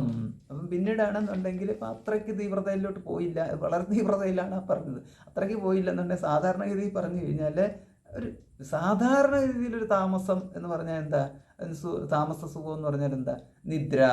അതൊരു സുഖമുള്ള കാര്യമാണ്. പക്ഷേ നിദ്ര, മര്യാദയ്ക്കുള്ളൊരു നിദ്ര എന്ന് പറഞ്ഞു കഴിഞ്ഞാൽ അത് നമുക്ക് മനസ്സിലാക്കാം.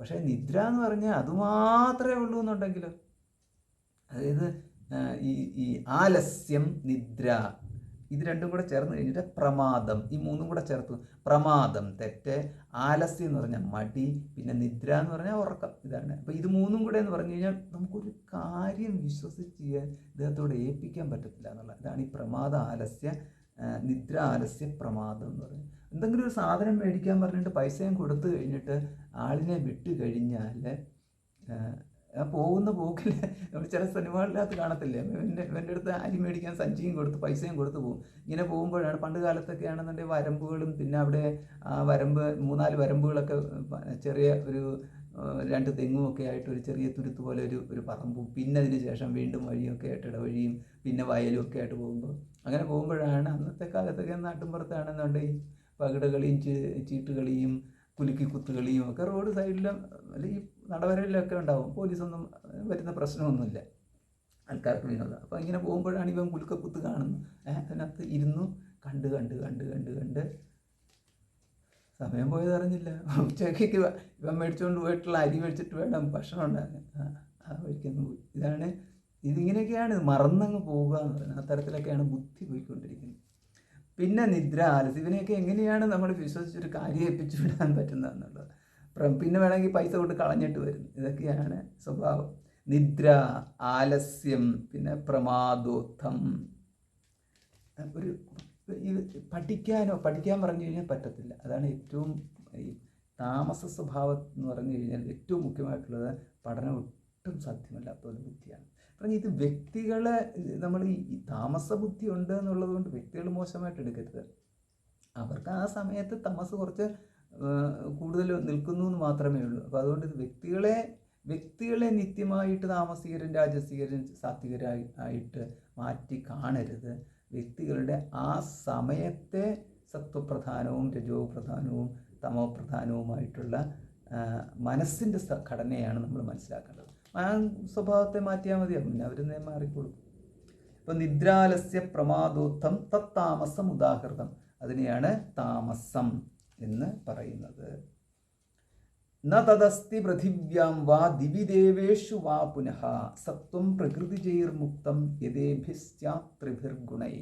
അപ്പം ഭഗവാൻ ഇവിടെ ഒരു ജനറൽ സ്റ്റേറ്റ്മെൻറ്റ് നടത്തുകയാണ്. ന തദസ്തി പൃഥിവ്യാം വാ ദിവി ദേവേഷു വാ പുനഃ. പൃഥിവ്യാം ഭൂമിയിലാവട്ടെ, വാ ദിവി ദേവേഷു സ്വർഗത്തിൽ ദേവന്മാരിലാവട്ടെ, വാ പുനഃ വീണ്ടും, ന തദസ്തി അങ്ങനെയൊന്നില്ല. എന്താ? ന തദസ്തി, തദ് ന അസ്തി. പൃഥിവ്യാം വാ മനുഷ്യാദി സത്വം പ്രാണിജാതം അന്യത്വാ അപ്രാണിജാതം ദിവി ദേവേഷു വാ പുനഃ സത്വം പ്രകൃതിജൈഃ പ്രകൃതിതഃ ജാതൈഃ ഏഭിഃ ത്രിഭിഃ ഗുണൈഃ സ്വത്വാദിഭിഃ മുക്തം പരിത്യക്തം യദ് സ്യാത് ഭവേത് ന തദസ്തി. അതുകൊണ്ടാണ് സത്വം പ്രകൃതിജൈർമുക്തം യദേഭിഃ സ്യാത് ത്രിഭിർഗുണൈഃ. ത്രിഭിഃ ഗുണൈഃ, 3 ഗുണങ്ങളാൽ മുക്തം. 3 ഗുണങ്ങളിൽ നിന്ന് പ്രകൃതിജൈഃ ത്രിഭിർഗുണൈഃ.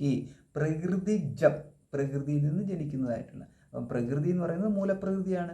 മൂലപ്രകൃതിയിൽ നിന്നാണ്, മൂലപ്രകൃതിയുടെ വിഭജിച്ചിട്ടുള്ളതാണല്ലോ നമ്മൾ ഈ സത്വം രജസ് തമസ് എന്ന് പറഞ്ഞ ത്രിഗുണങ്ങൾ ഉണ്ടായി എന്ന് പറയുന്നുണ്ട്. ആ ഒരു പറച്ചിലാണ് ഇവിടെ പ്രകൃതിജ എന്ന് പറഞ്ഞത്. പ്രകൃതിജ അല്ല പ്രകൃതിജം, സത്വം പ്രകൃതിജം, തമസ് ഇതിന് നപുംസകമായതുകൊണ്ട് പ്രകൃതിജം സത്വം, രജഹ തമഹ, തമസ് രജസ്. അപ്പം അങ്ങനെയുള്ളതിനെയാണ് പറഞ്ഞ പ്രകൃതിജൈഹി. ഏതൊക്കെയാണ്? ത്രിഭിഹി ഗുണൈഹി.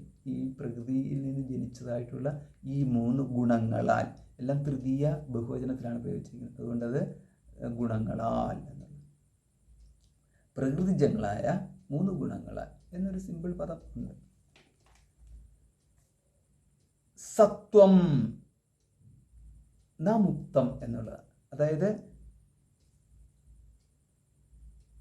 ന തുടക്കുന്നുണ്ട് ശ്ലോകത്തിന്റെ തുടക്കത്തിൽ, ന തദസ്തി.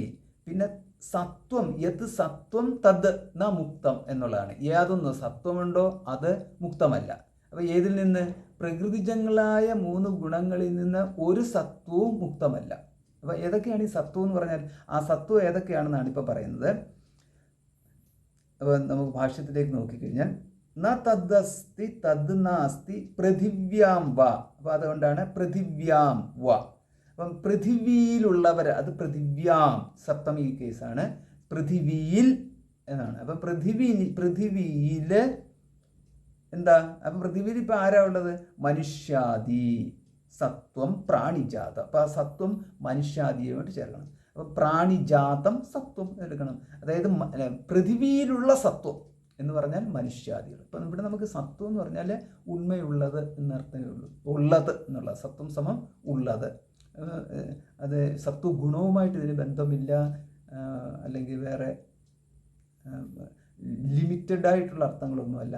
ഇവിടെ സത്വം എന്ന് പറഞ്ഞാൽ ഒറ്റ അർത്ഥമേ ഉള്ളൂ, മനുഷ്യരുടെ അസ്തിത്വം. സത്വം സമം അസ്തിത്വം എന്നുള്ളത്. അപ്പോൾ അസ്തിത്വമുള്ളതായിട്ട് യാതൊന്നുണ്ടോ എന്നുള്ള രീതിയിലാണ് ഇതെടുത്തിരിക്കുന്നത്. അപ്പോൾ അതുകൊണ്ട് മനുഷ്യാദിസത്വം പ്രാണിജാതം അന്യത്വ അപ്രാണിജാതം രണ്ടുമുണ്ട്. അപ്പം പ്രാണിജാതം സത്വം വ അപ്രാണിജാതം സത്വം വ. അപ്പോൾ അവിടെ നമുക്ക് അർത്ഥം കിട്ടി. പ്രാണിജാതം എന്ന് പറഞ്ഞാൽ ജീവനുള്ളവ എന്തുണ്ടോ അതിനെയാണ് സത്വം എന്ന് പറയുന്നത്. അപ്പം നമുക്ക് പറയാം സത്ത, ചിലയിടത്താണെങ്കിൽ സത്ത എന്നാണ്. അപ്പം സത്ത രണ്ട് തരത്തിലുള്ള സത്ത ഏതാണ്? ഒന്ന് ചേതനയുള്ളതും രണ്ട് ചേതനയില്ലാത്തതും. ചേതനയുള്ളതെന്ന് പറയുന്നത് പ്രാണിജാതമായി, ചേതനയില്ലാത്തതെന്ന് പറയുന്നത് ജഡാത്മകമായിട്ടുള്ള പർവ്വതാദികൾ ഒക്കെ വരും. അപ്പോൾ ഇവ രണ്ടിനെയും കൂടെ ചേർത്തിട്ടാണ് ഈ സത്വം എന്നിവിടെ പറഞ്ഞിരിക്കുന്നത്. അതായത് ഉള്ളത് എന്നർത്ഥം. അത് മനുഷ്യലോകത്തിലുള്ളതാവട്ടെ, അതാണ് പൃഥിവ്യാം എന്നുള്ള പ്രയോഗം നടത്തിയത്. പൃഥിവ്യാം സത്വം. പിന്നെ ദിവി ദേവേഷു വാ ഉണ്ടല്ലോ, അഥവാ പുനഃ സത്വം പ്രകൃതിജൈഹി പ്രകൃതിതഃ ജാതൈഹി ഏഭി ത്രിഭിഹി സത്വാദിഭി. അപ്പം അന്യദ്വ ദിവി ദേവേഷു വാ പുനഃ. അപ്പം ദേവലോകത്തുള്ളതാവട്ടെ എന്നുള്ളത്, അതുകൊണ്ടാണ് ദേവേഷു എന്ന് പറഞ്ഞത്. അപ്പം പൃഥിവ്യാം എന്ന് പറഞ്ഞു കഴിഞ്ഞപ്പോൾ അവിടെ മനുഷ്യേഷു എന്ന് ഭഗവാൻ പറഞ്ഞില്ല, പക്ഷെ ദിവി എന്ന് പറഞ്ഞപ്പോൾ ദേവേഷു എന്ന് പറഞ്ഞു. അതായത് പൃഥിവ്യ എന്ന് പറഞ്ഞു കഴിഞ്ഞാൽ മനുഷ്യേഷു എന്ന് പറഞ്ഞു കഴിഞ്ഞാൽ ലിമിറ്റഡ് ആയി പോകും. അതുകൊണ്ടാണ് പ്രാതിജാതം എന്ന് ഭാഷ്യത്തിൽ കൊടുത്തത്. അപ്പം ദേവേഷു എന്ന് പറഞ്ഞു കഴിഞ്ഞാൽ ദേവലോകത്തുള്ള സർവ്വരും ദേവന്മാർ തന്നെയാണ്. അതുകൊണ്ടാണ് കൽപ്പതരുവും ദേവ സ്വരൂപമാണ്. അല്ലാതെ അതിനൊരു ജഡത്വം എന്ന് പറയുന്നത് അവിടെ ഒന്നും കൊടുക്കുന്നില്ല. അവിടെ ഉള്ളതെല്ലാം ദേവന്മാരാണ്. അപ്പം അത് കാരണം എന്ന് പറഞ്ഞാൽ കാമധേനു ആണെങ്കിലും ദേവ ആണ്. ഇനി അത് മന്ദരപർവ്വതം അവിടെയാണുള്ളതെന്നുണ്ടെങ്കിൽ അത് ഈ പാലാഴി കടയുമ്പോൾ മന്ദരപർവ്വതത്തിനെയാണല്ലോ, അതും ദേവനാണ്. അവിടെ ദേവൻ മാത്രമേ ഉള്ളൂ എന്നുള്ളതാണ്. പാലാഴി ഉൾപ്പെടെ അങ്ങനെയുള്ളത് ആണ് അവിടെ. അല്ലാതെ അതിനകത്ത് ദേവത്വം ഇല്ലാത്തതായിട്ടുള്ള ഒന്നും തന്നെ ദേവലോകത്തില്ല. അതുകൊണ്ട് പിന്നെ ദിവി ദേവേഷു വാ പുനഃ. അതുകൊണ്ട് ദേവന്മാരെന്ന് പറഞ്ഞു കഴിഞ്ഞാൽ കുഴപ്പമില്ല. ഐരാവതം, ഇപ്പം സർപ്പങ്ങൾ, ഗരുഡന്, പക്ഷികൾ, ഇത് ഹംസം, എന്തൊക്കെയുണ്ടോ അതൊക്കെ ഈ ദേവഗണത്തിൽപ്പെട്ടത് തന്നെയാണ്. ഒന്നും മാറ്റമൊന്നുമില്ല. അതുകൊണ്ടാണ് നമുക്ക് ഐരാവതത്തിനെ പൂജിക്കാം, നാഗങ്ങളെ പൂജിക്കുന്നു, ഐരാവതത്തിനെ പൂജിക്കാം, പിന്നെ ഗരുഡനെ പൂജിക്കുന്നു. ഇങ്ങനെ ഉള്ള ഇപ്പം കാമധേനുവിനെ പൂജിക്കുന്നു. നമുക്ക് അറിയാവുന്ന ഈ കൽപ്പതരും കാമധേനു എന്ന് പറഞ്ഞിട്ടുള്ളതാണ്. ഇത് നമുക്ക് അറിയാവുന്നത് രണ്ടെണ്ണേ ഉള്ളതെന്ന് വിചാരിക്കരുത്. ഇതുപോലെ നൂറുകണക്കിന് ആയിരക്കണക്കിന് സാധനങ്ങളുണ്ട് നമുക്ക് അറിയാത്തതാണ്. കാരണം അതിനെക്കുറിച്ചൊന്നും ആരും പറയാത്തത് കാരണം അതിന് ലിമിറ്റൊന്നും ഇല്ല. നമ്മൾ വിചാരിക്കുന്ന ഒരു കൽപ്പതരു എന്നുള്ള കൽപ്പതരു അങ്ങനെയൊന്നും അല്ല, ഇഷ്ടം പോലെ ഉണ്ട് വേറെ സാധനങ്ങൾ.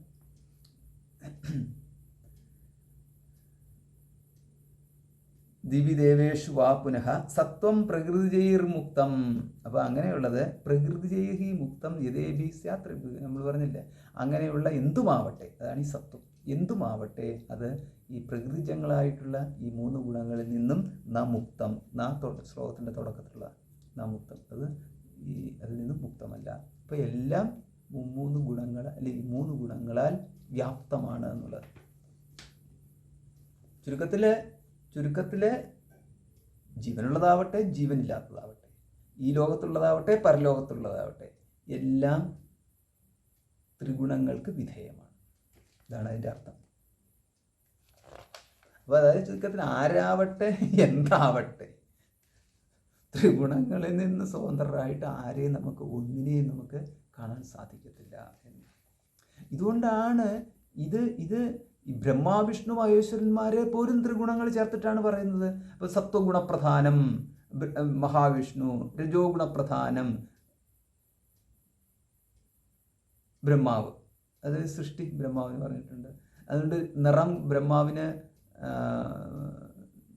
അതവിടെ കിടക്കട്ടെ. പിന്നെ തമോ ഗുണപ്രധാനമായിട്ട് പരമശിവനും കൊടുത്തിരിക്കുന്നു.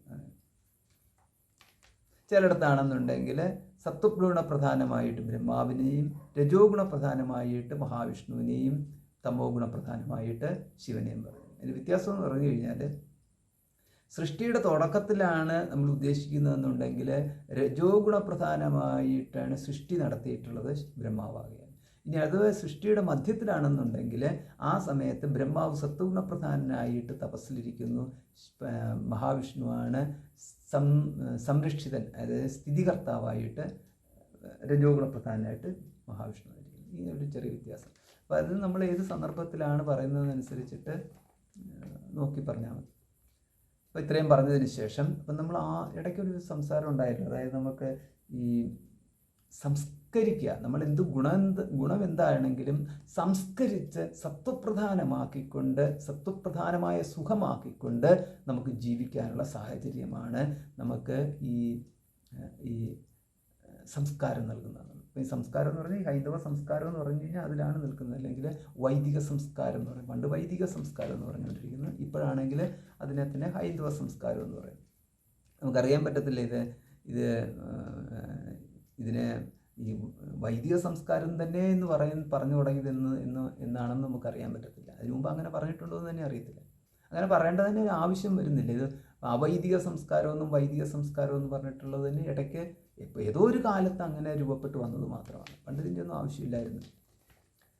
ഇനി നമുക്ക് കാണാം ഈ ചാതുർവർണ്ണയത്തെക്കുറിച്ചുള്ള വിശദമായ പഠനം. ബ്രാഹ്മണ ക്ഷത്രിയ വിശാം ശൂദ്രാണാം ച പരന്തപ കർമാണി പ്രവിഭക്താനി സ്വഭാവ പ്രഭവൈർ ഗുണൈഹി. ഇപ്പം ബ്രാഹ്മണ ക്ഷത്രിയ വിശാം ശൂദ്രാണാം ച പരന്തപ, ഹേ പരന്തപ, ഹേ അർജുന, ബ്രാഹ്മണരുടെയും ക്ഷത്രിയരുടെയും വൈശ്യരുടെയും ശൂദ്രരുടെയും, അതാണ് ബ്രാഹ്മണ ക്ഷത്രിയ വിശാം. അപ്പം ബ്രാഹ്മണ ക്ഷത്രിയ വൈശ്യരുടെയും പിന്നെ ശൂദ്രാണാം ച, അപ്പം ശൂദ്രരുടെയും. അപ്പം ആദ്യത്തെ മൂന്നെണ്ണത്തിനെ ഒരു കാറ്റഗറിയിലും രണ്ടാമത് ശൂദ്രർ എന്ന് പറയുന്നത് രണ്ടാമത്തെ കാറ്റഗറിയുമായിട്ട് ഇതിനെ രണ്ടായിട്ട് തിരിച്ചാണ് ഭഗവാൻ പറഞ്ഞിരിക്കുന്നത്. ബ്രാഹ്മണ ക്ഷത്രിയ വിശാം പിന്നെ ശൂദ്രാണാം, ശൂദ്രന്മാരുടെയും അവരുടെയും കർമാണി പ്രവിഭക്താനി സ്വഭാവ പ്രഭവൈർ ഗുണൈഹി, സ്വഭാവ പ്രഭവൈഹി ഗുണൈഹി. സ്വഭാവഃ ഈശ്വരസ്യ പ്രകൃതി എന്നാണ്. നമുക്ക് സ്വഭാവം എന്ന് പറഞ്ഞാൽ എന്താ? പ്രകൃതിയാണ് സ്വഭാവം എന്ന് പറയുന്നത്. ആ പ്രകൃതി ആരുടെ പ്രകൃതിയാണ്? ബ്രാഹ്മണന്റെ പ്രകൃതിയല്ല, ക്ഷത്രിയന്റെ പ്രകൃതിയുമല്ല, പ്രകൃതി ഭഗവാന്റെയാണ്. അതുകൊണ്ടാണ് പ്രകൃതി എന്ന് പറഞ്ഞു കഴിഞ്ഞാൽ സ്വഭാവഃ എന്ന് പറഞ്ഞാൽ പ്രകൃതിയാണ്, പ്രകൃതി എന്ന് പറയുന്നത് ഈശ്വരന്റെ പ്രകൃതിയുമാണ്. അതുകൊണ്ട് ആർക്കും ഇപ്പം സത്വ ഗുണം എന്ന് പറഞ്ഞാൽ ബ്രാഹ്മണന്റെ സത്വഗുണം എന്ന് പറഞ്ഞാൽ സത്വഗുണം പ്രകൃതിയാണ്. സത്വഗുണം പ്രകൃതിയാണെന്നുണ്ടെങ്കിൽ പ്രകൃതി ഭഗവാന്റെയാണ്. അപ്പം ഭഗവാന്റെ പ്രകൃതി ആണ് ഇപ്പോൾ ഈ ബ്രാഹ്മണന്റെ സത്വഗുണം എന്നുള്ള രീതിയിൽ ബ്രാഹ്മണനോടൊപ്പം നിൽക്കുന്നത്. അപ്പോൾ ഇങ്ങനെ നമ്മൾ തിരിച്ചൊന്ന് കണ്ടു കഴിയുമ്പോൾ നമുക്ക് ഇവിടെ നമ്മൾ കാണേണ്ടത് ഭഗവാന്റെ ഗുണങ്ങ സംബന്ധിയായിട്ട് നിൽക്കുന്നവരെയാണ് കാണേണ്ടത്. ഭഗവാന്റെ പ്രകൃതി എന്ന് പറയുന്നതാണ്. അതുകൊണ്ടാണ് സ്വഭാവപ്രകൃതൈ സ്വഭാവപ്രഭവൈഹി ഗുണൈഹി സ്വഭാവഃ ഈശ്വരസ്യ പ്രകൃതി ത്രിഗുണാത്മിക മായ, അതാണ് പ്രഭ, അതാണ് സ്വഭാവം എന്ന് പറയുന്നത്. അപ്പം എന്താ? മായയാണ് സ്വഭാവം. അപ്പം അത് ഈ സ്വഭാവ പ്രഭവൈഹി ഗുണൈഹി, അപ്പം മായയാൽ അല്ലെങ്കിൽ മായയുടെ വികാരമായിട്ടുള്ള ഗുണങ്ങളാൽ, പ്രകൃതിയുടെ നിന്ന് ജനിച്ചതായിട്ടുള്ള ഗുണങ്ങളാൽ അല്ലെങ്കിൽ പ്രകൃതിയുടെ വികാരങ്ങളായിട്ടുള്ള ഗുണങ്ങളാൽ കർമ്മങ്ങൾ ബ്രാഹ്മണ ക്ഷത്രിയ വൈശ്യന്മാരുടെയും ശൂദ്രരുടെയുമായിട്ട് വിഭജിക്കപ്പെട്ടിരിക്കുന്നു. കർമാണി പ്രവിഭക്താൻ.